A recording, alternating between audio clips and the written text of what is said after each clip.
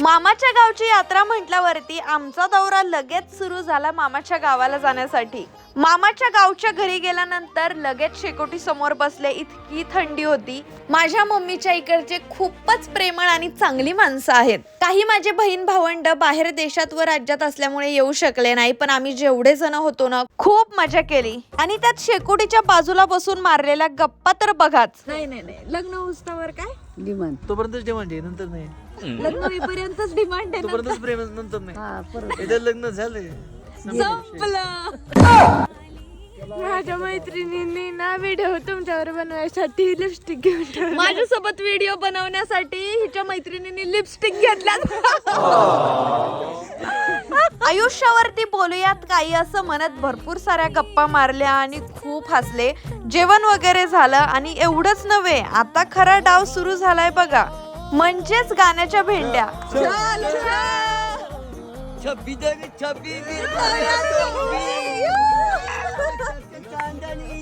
वही तो गदे नाम है,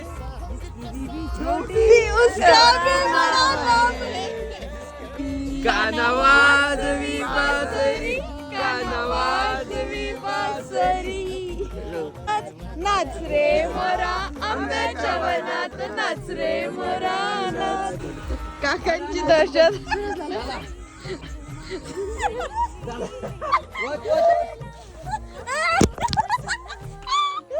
इतकी सारी मज्जा मस्ती केल्यानंतर सकाळी जागच येत नव्हती, तरी सुद्धा लवकर उठून मामींकडून चांगलाच पाहुणचार करून घेतला।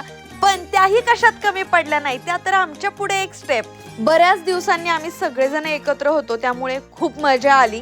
माझी मम्मीची मम्मीच फक्त गावी असते आणि मामाच्या शेतामध्ये खूप मोठे चिंचेचे झाडं आहेत आणि त्याला खूप साऱ्या चिंचा होत्या, अगदी हावऱ्यासारख्या। खूप साऱ्या चिंचा तोडल्या। आता मी या कच्च्या चिंचांची चटणी बनवणार आणि खूप टेस्टी लागते। घरी कधी बनवली नाहीये, पण मी ट्राय करणार आहे। स्कर्टला लागलेला चिकटा काढला आणि आजूबाजूला थोडंसं फिरून आलो, जेवण केलं आणि त्यानंतर खरी गंमत काय आहे ना हे बघण्यासाठी उद्याचा व्लॉग बघा।